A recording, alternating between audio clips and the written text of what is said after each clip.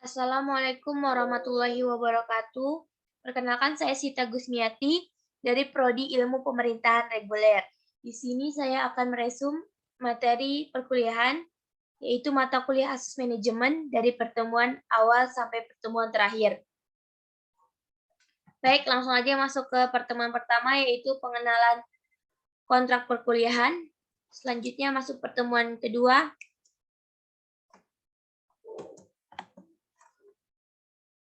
yaitu arti manajemen. Manajemen atau to manage, control, yaitu mengendalikan, menangani, atau mengelola, mengurus. Manajemen yang kata benda yang memiliki arti satu, pengelolaan, pengendalian, penanganan atau managing. Yang kedua, perlakuan secara terampil atau skillful treatment. Yang ketiga, gabungan A dan B adalah berhubungan dengan pengelolaan suatu perusahaan, rumah tangga, atau suatu bentuk kerjasama dalam mencapai suatu tujuan tertentu. Dan manajemen sebagai ilmu dan seni. Manajemen dalam bahasa Inggris dari akar kata manus atau tangan berkaitan dengan manageri atau berternak, sekumpulan binatang liar yang dikendalikan di dalam pagar atau manage bahasa Latinnya mansionaticum, yaitu pengelolaan rumah besar. Perkembangan generasi manajemen. Yang pertama, generasi 1, jungle management. Pekerjaan lebih banyak dikerjakan sendiri, pekerjaan dijalankan secara naluriah, mengalir bersama-sama, orang yang saling bekerja sama, yaitu prinsip doing thing by ourselves. Selanjutnya, generasi kedua yaitu manajemen by direction. Manajemen sudah mulai kokoh sebagai ilmu. Pelopornya adalah Frederick Winslow Taylor tahun 1856 sampai 1915. Bapak manajemen ilmiah, ciri-ciri penggunaan wewenang untuk mengarahkan anggota organisasi mencapai tujuan, sering disertai penggunaan paksaan mulai berkembang teori-teori kepemimpinan. Dinamakan manajemen by direction, itu prinsipnya doing things talk by the other people. Generasi ketiga, yaitu manajemen by targeting atau manajemen by objective. Anggota organisasi diberikan kebebasan agar memiliki daya inovasi kreativitas. Kebebasan diimbangi dengan pemenuhan target-target pekerjaan yang ditetapkan secara kuantitatif untuk mencapai tujuan. Pelopor Peter F. Drucker, yaitu mengutamakan nilai produktivitas. Yang keempat, ada generasi value creative management. Tokohnya ada Brian L. Joyner, itu ciri utama memadukan antara kualitas, pendekatan ilmiah, serta kerja tim dalam suatu segitiga yang dinamakan Joyner Triangle. Fokus pada kualitas produk yang dihasilkan dalam rangka memberikan kepuasan kepada pelanggan atau customer satisfaction. Berangkat dari rasa percaya kepada setiap orang dengan memperlakukan manusia berdasarkan harga dirinya, kepercayaan dan rasa hormat, serta bekerja atas dasar pendekatan menang-menang atau win-win approach, termasuk manajemen kualitas total atau total quality management atau TQM. Generasi kelima yaitu knowledge and human networking management. Tokohnya ada Charles M. Sevek, bukunya Fifth Generation Management, Integrating Enterprise Through Human Networking tahun 1990, itu mengutamakan kualitas melalui kepuasan individu, pelanggan maupun anggota organisasi. Ciri utamanya adalah bagaimana mengintegrasikan perusahaan melalui jaringan manusia. Unsur manusia di dalam organisasi dihargai sangat tinggi sebagai individu yang memiliki keahlian-keahlian tertentu. Individu anggota organisasi bukan hanya sekedar alat produksi. Yang selanjutnya ada fungsi manajemen, yaitu yang pertama fungsi-fungsi organik, mutlak dijalankan oleh manajemen, bila tidak atau tidak mampu, lambat atau cepat organisasi mati. Ada Henry Rayol,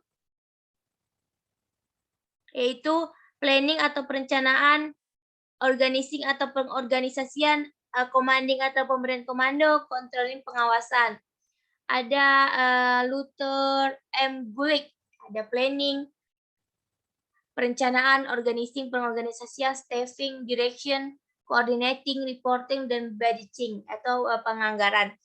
Ada John Domilet, itu direction, facilitating, yaitu fasilitasi. Ada Harold Cox and Phil O'Donnell, itu planning, organizing, staffing, directing, and controlling. Ada George R. Terry, ada planning, organizing, updating, controlling. Ada John F. Mee, planning, organizing, motivating, controlling. Sondang P. Siagan, ada perencanaan, pengorganisasian, pemberian motivasi, pengawasan, penilaian, atau evaluation. Ada Lois Allen, itu leading, kepemimpinan, planning, perencanaan, organizing, pengorganisasian, controlling, itu pengawasan. Selanjutnya ada fungsi-fungsi pelengkap, fungsi-fungsi pelengkap. Tidak mutlak sebaiknya dilaksanakan karena pelaksanaan fungsi-fungsi itu dengan baik akan meningkatkan efisiensi, memperlancar usaha pencapaian tujuan dengan efisien, ekonomis, dan efektif. Contohnya budaya organisasi, tata ruang, kantor, dan lain-lain. Prinsip-prinsip manajemen. Yang pertama ada division of work atau pembagian pekerjaan. Spesialisasi di segala bidang untuk mencapai efisien dan aktivitas pengguna pegawai. Yang kedua ada authority and responsibility atau kewenangan dan tanggung jawab. Keseimbangan antara wewenang dan tanggung jawab. Yang ketiga ada disiplin atau disiplin. Suasana tertib dan teratur, tunduk, patuh dan taat pada norma, peraturan, dan ketentuan dengan ikhlas dan senang hati tanpa paksaan. Yang keempat ada unity of command atau kesatuan perintah. Perintah, laporan, dan bertanggung jawab kepada seorang pemimpin. Yang kelima ada unity of direction atau kesatuan arah, seorang kepala atau suatu rencana. Subordination of individual interest to general interest. Kepentingan umum di atas kepentingan individu, yaitu kepentingan umum ditempatkan di atas segala kepentingan. Yang ketujuh ada remuneration of personnel, gaji, upah, atau penghasilan. Sistem dan metode harus adil dan memberikan kepuasan maksimal. Yang kedelapan ada centralization atau sentralisasi, disentralisasikan atau disentralisasikan kepada unit-unit tergantung situasi dan kondisi yang memberikan hasil yang lebih baik. Yang ke-9 ada scalar cane atau jenjang hierarki. Tingkat wewenang dan tanggung jawab atau tertinggi, terendah, tidak boleh menyimpang, dapat dipersingkat. Ke-10 ada order atau ketertiban, material dan sosial, tempat bagi suatu dan seseorang. Yang ke-11 ada equity, keadilan. Itu sikap pemimpin yang baik, ramah dan adil, simpati, kesetiaan, dan ketaatan bawahan. Yang ke-12 ada stability of turnover of personnel, yaitu stabilitas jabatan pegawai. Yang ke-13 ada kepastian kestabilan dalam bekerja. Ada inisiatif atau prakarsa. Yang ke-15 ada spirit the corps, yaitu kesetiakawanan, teamwork, dan komunikasi yang baik. Lanjut ke pertemuan ketiga, yaitu unsur-unsur manajemen. Yang pertama ada man atau manusia. Sangat menentukan manusia membuat tujuan, melakukan proses kegiatan untuk mencapai tujuan yang telah ditetapkan. Tanpa manusia tidak ada proses kerja, titik pusat atau central point management. Yang kedua ada money atau uang. Uang penting sebagai alat ukur dan alat tukar nilai suatu usaha. Besar kerja perusahaan diukur dari jumlah perputaran uang. Yang ketiga ada machines atau alat-alat. Peranan mesin sebagai alat bantu kerja, memudahkan pekerjaan, memberikan keuntungan terhadap tenaga kerja, penggunanya sangat tergantung kepada manusia, mempermudah tercapai tujuan hidup manusia. Yang keempat ada metode atau metode cara-cara kerja. Tercapainya atau tidak tujuan sangat tergantung pada cara melaksanakannya. Dengan cara kerja yang baik akan memperlancar dan mempermudah jalannya pekerjaan. Yang kelima ada material atau bahan-bahan perlengkapan. Manajemen ada karena ada kegiatan manusia secara bersama-sama untuk mengurus material. Yang keenam ada market. Fungsi pasar penting untuk memasarkan barang-barang hasil produksi suatu kegiatan usaha. Pasar penting dikuasai demi kelangsungan proses kegiatan badan usaha atau industri. Selanjutnya ada teori manajemen. Ada teori scientific management atau teori insentif. Tokohnya Tyler, Fayol, Bullock, Urwix fokus pada produktivitas dan memudahkan pekerjaan. Perlu dikembangkan metode kerja dan standar kerja. Muncul time dan dimension studi atau studi gerak dan waktu dalam melaksanakan pekerjaan. Prinsip-prinsip kerjanya, setiap orang dalam organisasi tinggi atau rendah harus diberikan perlengkapan kerja yang standar dan insentif yang tinggi agar hasil kerja berkualitas. Teori kedua itu teori hubungan manusia atau human relation. Tokohnya Follett, Mayo, Rothschild, sanggahan teori finansial untuk meningkatkan produktivitas kerja, hubungan yang dinamis dan harmonis. Yang ketiga, behavior sessions, yaitu teori perilaku. Tokohnya ada Kester, E. Burnett, dan Herbert Simon, gabungan dari teori insentif dan teori hubungan manusia, yaitu psikologi, sosiologi, ilmu politik, dan ekonomi. Fokusnya pada perilaku kerja yang kooperatif dalam organisasi formal. Masuk ke pertemuan keempat, itu perencanaan atau planning. Arti perencanaan. Bermacam-macam pengertian diberikan oleh penulis mengenai perencanaan. Antara lain, menurut W.H. Neumann, perencanaan adalah penentuan terlebih dahulu apa yang dikerjakan. Menurut Lois Allen, perencanaan adalah penentuan serangkaian tindakan untuk mencapai hasil yang diinginkan. Menurut Hakons dan O'Donnell, perencanaan adalah fungsi seorang manajer yang berhubungan dengan pemilihan berbagai alternatif tujuan, kebijakan, prosedur, dan program. Selanjutnya ada fungsi perencanaan. 1. Interpretasi atau dapat menjelaskan, menguraikan, dan kebijaksanaan umum general polisi dari bentuk kerjasama manajemen. Yang kedua ada forecasting atau dapat memperhitungkan keadaan dan situasi di mana yang akan datang. Yang ketiga ada koordinasi atau sebagai alat koordinasi seluruh kegiatan manajemen. Yang keempat ada ekonomis, yaitu mengandung prinsip ekonomis atau hemat agar kegiatan manajemen efisien. Yang kelima ada pedoman. Jadi pedoman menjadi patokan atau pegangan pelaksanaan perencanaan dimaksud. Yang keenam ada kepastian, yaitu menetapkan di muka hal-hal yang akan dikerjakan, kemudian secara pasti tidak coba-coba. Ketujuh, preventif kontrol atau alat pengontrol dan penilai agar terhindar dari penyelewengan dan pemborosan baik waktu, tenaga, biaya maupun fasilitas manajemen. Yang selanjutnya C itu prinsip atau asas perencanaan. Yang pertama ada kontributor, itu membantu tercapainya tujuan manajemen.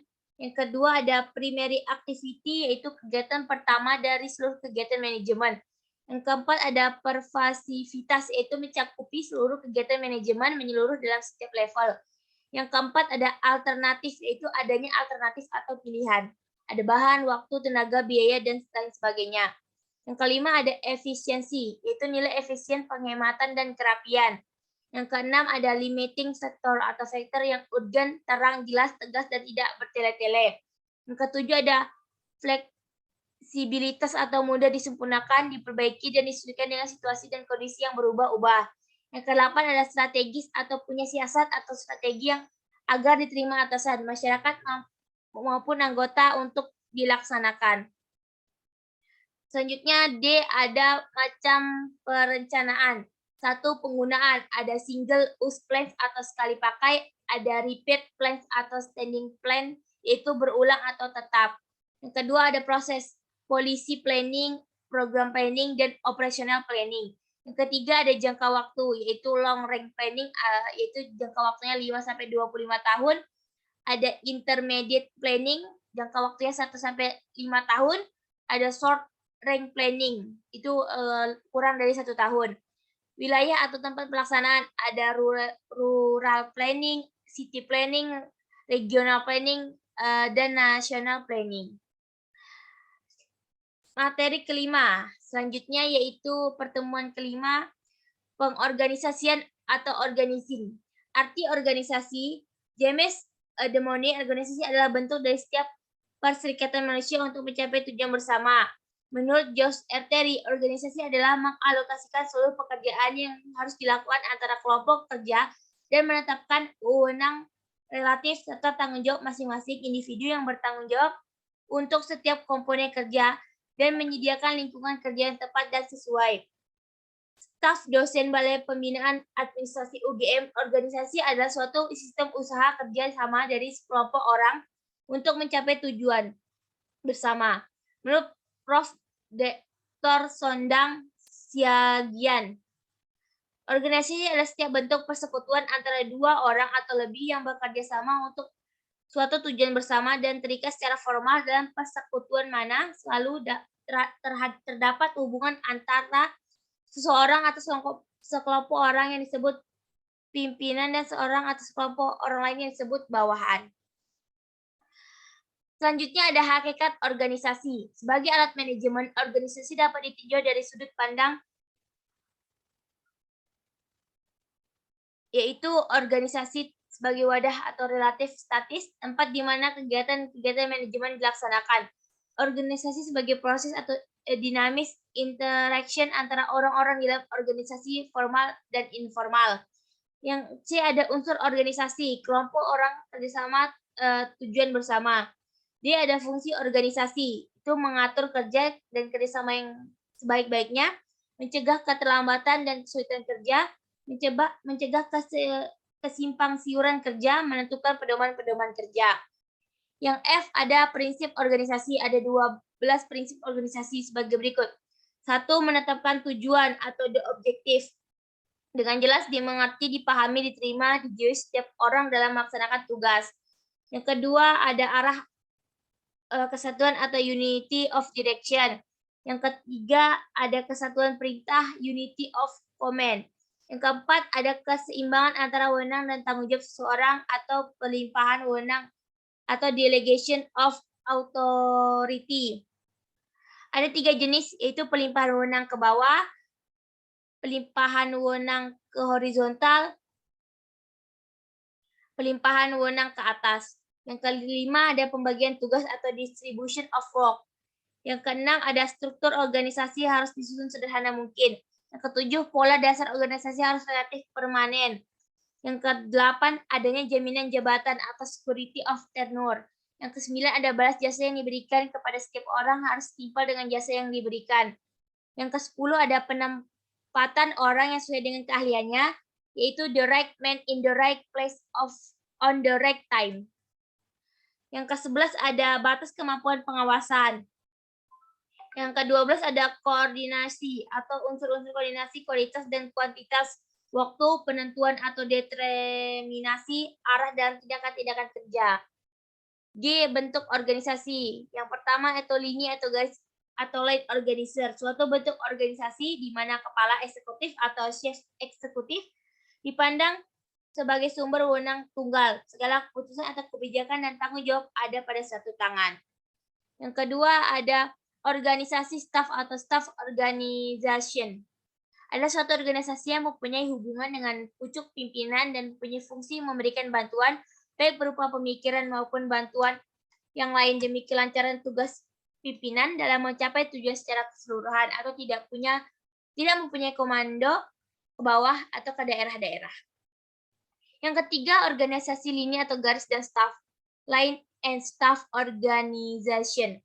Suatu bentuk organisasi di mana pemimpin dibantu oleh staf dan ada kesatuan komando, serta memiliki garis komando dan dari tingkat yang paling atas hingga tingkat yang paling bawah atau dari tingkat pusat sampai ke tingkat daerah.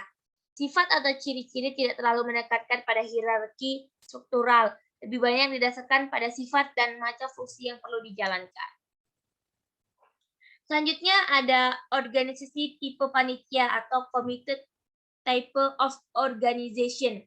Ada suatu bentuk organisasi di mana pimpinan berbentuk kolektif terdiri atas beberapa orang. Masuk ke pertemuan ke-6, yaitu organisasi dan organisasi publik. Organisasi publik dan bisnis mengapa dibedakan? Yang pertama, gunanya untuk menghindari kekeliruan dalam mengkonstruksi pemikiran atau analisis. Yang kedua, pencampuran antara karakter publik dan bisnis semakin sering terlihat dalam organisasi modern saat ini. Terus adanya keragaman di antara organisasi publik itu sendiri. Selanjutnya, kepentingan itu menggambarkan masa depan organisasi publik. Yang B, pengertian organisasi publik dan bisnis. Organisasi publik berasal dari bahasa Latin publik, berarti of people. berkenaan dengan masyarakat. Jadi sasarannya ditujukan kepada masyarakat. Ciri-cirinya ada kebijakan pengelola didasari keinginan untuk dipilih kembali, memperoleh uang dari membayar pajak, bersifat demokratis dan terbuka, isinya melakukan kebaikan dengan adanya pertimbangan moral. Selanjutnya ada target dan sasaran tidak bisa teridentifikasi secara jelas, harapan yang beragam dan kadang bersifat politisi, tuntutan dari berbagai pihak yang berbeda. Selanjutnya ada tuntutan dari pihak yang mengucurkan anggaran, penerima jasa tidak memberikan kontribusi secara langsung, melainkan melalui pajak. Sumber anggaran yang berbeda, adanya pengaruh dari perubahan politik, tuntutan dari arahan yang harus dipatuhi dari pusat, batasan ditetapkan oleh undang-undang, larangan batasan untuk melakukan usaha yang menghasilkan laba, larangan atau pembatasan penggunaan anggaran dari luar tujuannya secara formal telah ditetapkan. Selanjutnya, tingkat sensitivitas terhadap tekanan kelompok masyarakat. Selanjutnya, ada organisasi bisnis. Berasal dari kata private, berarti set apart, yang terpisah, yang berarti sasarannya ditujukan kepada hal-hal yang terpisah dari masyarakat secara umum yang disesuaikan dengan kemampuan membayar. Ciri-cirinya ada didasari motif mendapatkan laba, mendapatkan sebagian uangnya dari pelanggan, berpedoman pada hukum pasar, konsep untung rugi. Dari berbagai ciri-ciri yang ada, didapatkan perbedaan bahwa seorang pengelola organisasi pabrik selalu berhadapan dengan tantangan tugas dan kompleksitas yang lebih rumit daripada organisasi bisnis. Namun perbedaan tingkat kesulitannya terdapat bergantung pada organisasi dan situasi masing-masing organisasi itu sendiri. Perbedaan organisasi pabrik dan bisnis atau privat Osborne dan Gablier. Perbedaan organisasi bisnis dan organisasi pabrik. Organisasi bisnis tujuannya laba, produk yang dihasilkan private goods. Cara pengembalian keputusan ada proses strategi bisnis, ukuran kinerjanya ada efisiensi. Organisasi publik tujuannya non laba, proses yang dihasilkannya ada public goods. Cara pengambilan keputusannya ada demokrasi atau birokratis. Ukuran kinerjanya ada social welfare. Lingkungan organisasi. Lingkungan dalam organisasi publik, lingkungan otoritasi, artinya untuk melakukan suatu organisasi, publik terlebih dahulu harus mendapatkan izin atau legalitas. Selanjutnya ada lingkungan dalam organisasi bisnis, lingkungan otorisasi publik, dewan komisaris atau rapat umum memegang saham yang menentukan peranan dan batas-batas wewenang perusahaan. Akan tetapi, tentu saja lingkungan otorisasi pada organisasi privat tidak sekompleks organisasi publik. Selanjutnya, contoh organisasi publik dan bisnis. Contohnya organisasi privat, les bimbel, restoran, dan tempat wisata. Contoh organisasi publik ada Yayasan Jantung Indonesia, Palang Merah Indonesia, dan rumah sakit. Pertemuan selanjutnya yaitu perencanaan tujuan hidup. Bagaimana kita melihat diri kita di 5 tahun sampai 10 tahun ke depan, itu adalah suatu pertanyaan yang seringkali kita temui dalam kehidupan kita. Mungkin kita pernah ditanya tentang hal-hal itu ketika interview dengan HRD atau dengan teman atau dengan guru BK maupun dengan diri kita sendiri sedang mempertanyakan hal ke diri kita sendiri. Jika iya materi ini didedikasikan untuk orang-orang seperti kita, orang-orang merencanakan tujuan hidupnya, karena kita sadar ini bukan hal yang mudah dan mungkin kita juga sadar bahwa sudah memiliki gambaran ingin menjadi apa atau ingin melakukan apa di dalam hidup kita nanti. Tetapi bagaimana kita cara mencapainya? Pertanyaan-pertanyaan ini sering muncul dan membuat kita merasa kebingungan dan kehilangan arah dalam hidup. Beberapa orang yang dapat kita tanya tentang apa tujuan hidupnya biasanya menjawab jika mereka ingin menjadi orang yang sukses. Mungkin tidak ada yang salah dengan tujuan seperti itu, tapi mungkin sulit untuk mewujudkannya. Definisi tugas sukses itu beragam dari satu orang ke orang lain, cakupannya juga luas. Apakah sukses punya harta, atau apakah sukses itu bekerja di tempat impian, atau sukses itu punya keluarga yang bahagia. Cakupannya luas seperti definisi kita tidak tahu atau kita bingung memikirkannya bagaimana cara mencapainya. Jikalau definisi tidak ada tadi adalah tentang harta, seperti apa yang kita mengatakan bahwa tujuan kita itu tercapai? jelas sekali berbeda-beda setiap orang. Ada yang merasa harus punya rumah, ada yang merasa harus punya mobil, atau merasa keluarga bisa hidup cukup berarti sudah sukses, ada yang penting bisa makan besok juga berarti sudah sukses. Salah satu cara yang paling simpel, yang mungkin kita sudah dengar beberapa materi dari 1% adalah menggunakan metode SMART goal setting. SMART itu adalah singkatan dari specific, measurable, actionable, relevant, dan time bound. Kenapa harus SMART? Yang pertama kita mulai dari spesifikasi atau kita bisa membuat goal bisa spesifik atau konkret agar lebih mudah bisa untuk kita mengukur. Kedua juga kita bisa untuk membuat tujuan yang terukur, harus measurable dengan tujuan yang kita harus actionable atau harus kita beraksi agar realitas dan relevan juga. Jadi harus membuat tujuan yang relevan dan tujuan jangka panjang kita. Yang terakhir ada time bound atau timeline-nya memiliki tenggat waktu. Tujuan hidup kita baiknya memang menjadi tujuan hidup yang smart. Apabila sudah smart, maka perjalanan hidup kita akan punya peta, akan punya tujuan, dan tahu dengan jelas kita mau kemana dalam hidup ini. Akan lebih baik juga kalau memang kita sudah memiliki peta yang sudah kita rencanakan secara detail, rencana perjalanan kita itu bagaimana saja ke depannya. Karena kita perlu sadar bahwa pencapaian besar itu sebenarnya memang kebanyakan tidak dicapai dalam satu langkah besar. Lalu tiba-tiba tercapai pencapaian besar itu adalah hasil dari langkah-langkah yang kecil kita lakukan.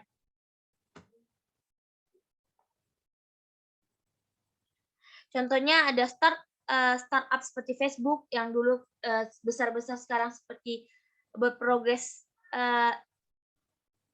atau juga kita suka girl band atau boy band Korea, mereka langsung go internasional 1%, juga sama seperti itu. Dulu kita hanya startup yang menyediakan konten di YouTube. Lalu kita hanya berprogres membuat layanan konsultasi, lalu kita fokus di Instagram, akhirnya Instagram juga membesar. Lalu akhirnya kita buka webinar, akhirnya kita buka kelas online, dan akhirnya kita membuka banyak lagi layanan lain.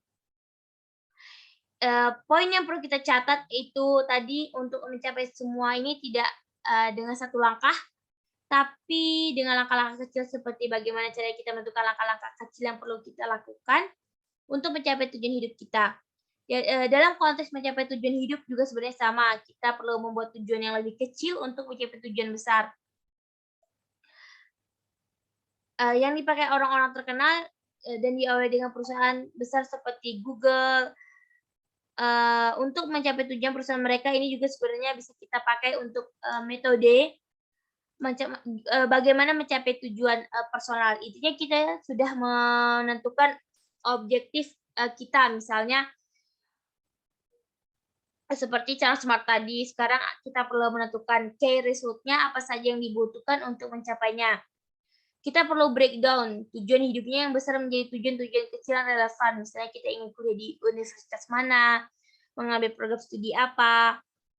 Kita mencari tahu apa saja syaratnya, misalnya perlu IPK berapa, lalu kita perlu TOEFL dan atau IELTS atau tidak, lalu publikasi jurnal seperti apa, dan kita bisa menjadi tujuan-tujuan kecil yang perlu kita capai untuk mencapai tujuan besar tadi. Seperti itulah cara mempermudah kita untuk melihat apakah selama ini kegiatan yang kita lakukan itu mendukung tercapai tujuan hidup kita atau tidak. Secara keseluruhan ini juga bisa jadi patokan melihat progres tujuan hidup kita, apakah semakin dekat kita dengan tujuan hidup kita yang lebih besar atau yang sudah disusun. Selanjutnya ada tingkat kebutuhan manusia. Seringkali kita melakukan hal-hal yang sebenarnya tidak sesuai dengan diri kita, tapi karena hal ini membuat kita aman, lalu diteruskan saja.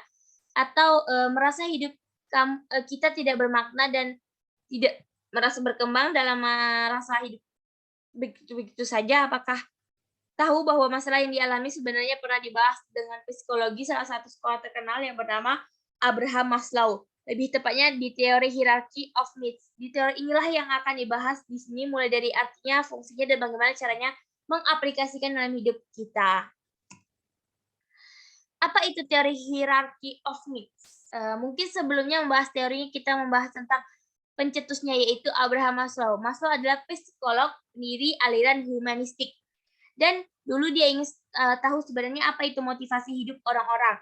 Akhirnya dia mencari tahu hal-hal apa saja yang membuat hidup seseorang itu bahagia dan apa yang bisa dilakukan demi mencapainya.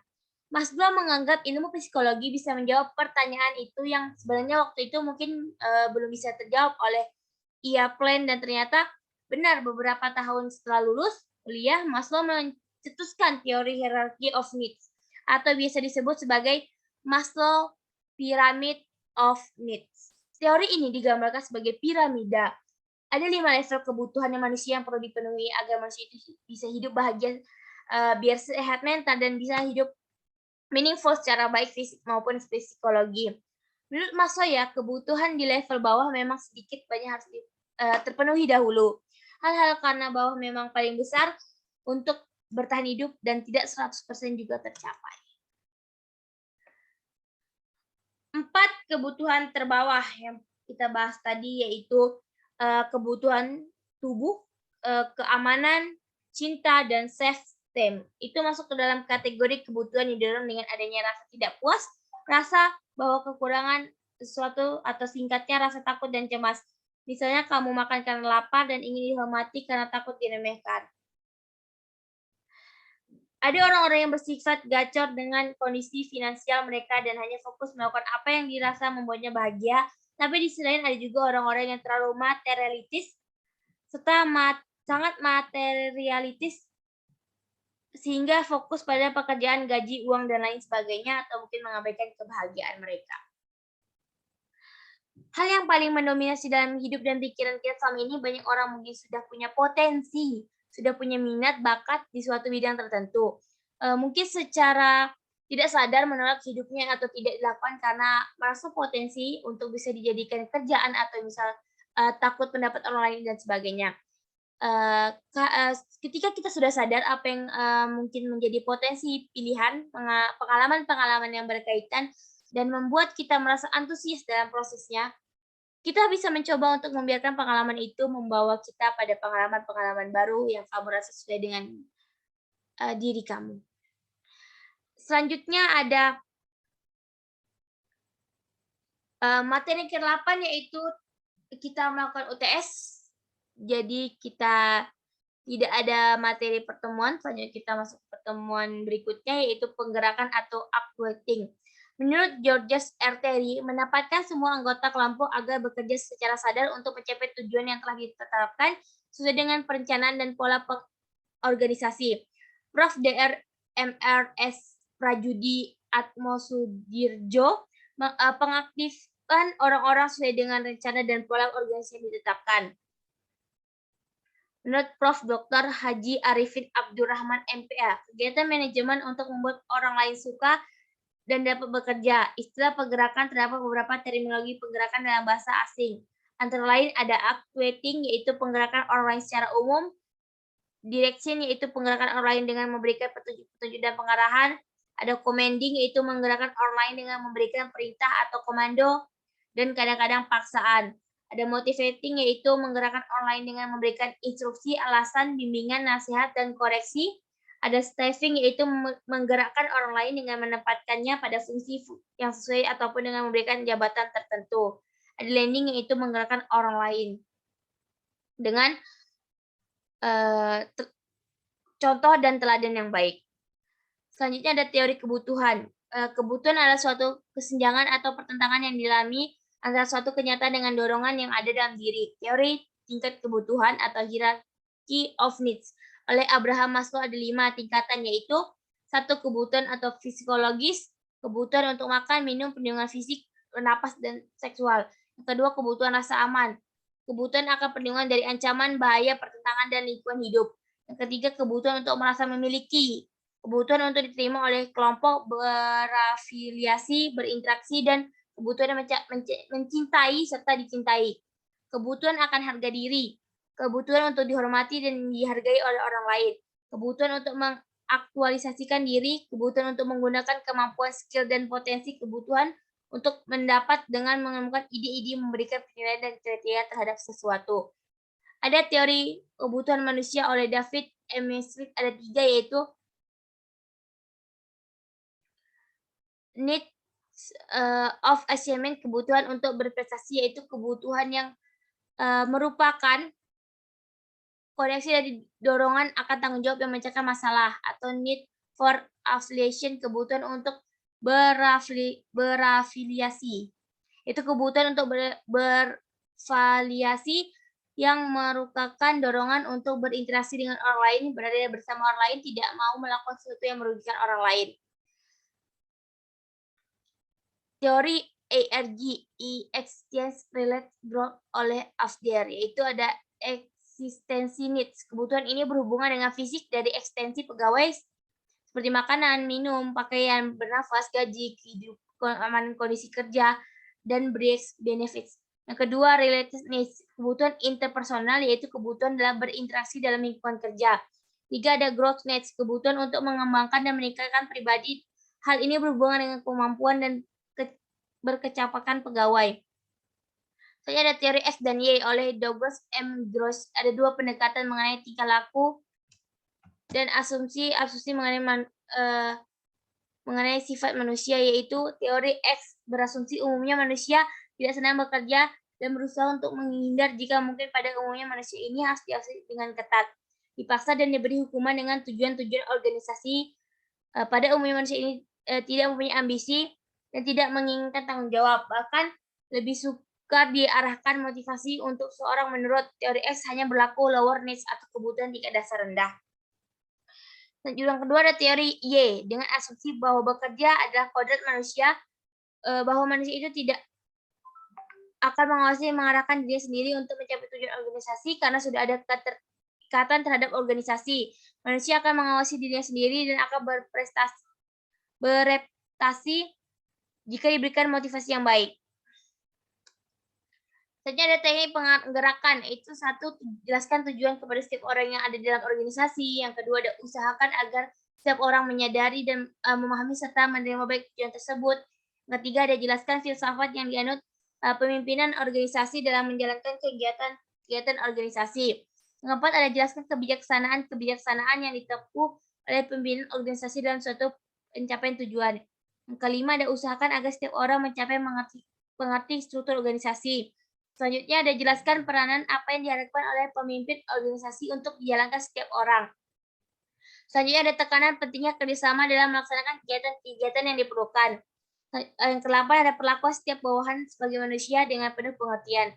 9 ada memberikan penghargaan serta pujian kepada pegawai yang cakap dan teguran serta bimbingan kepada orang-orang yang kurang mampu bekerja. Yang 10 ada yakinkan setiap orang bahwa dengan bekerja baik dan organisasi tujuan pribadi orang-orang tersebut akan tercapai semaksimal mungkin. Ini ada definisi mengenai kombinasi manajerial dan leadership dalam kepemimpinan organisasi. Kita gambarkan bagaimana tugas manajerial dan tugas leadership ini secara sederhana saja.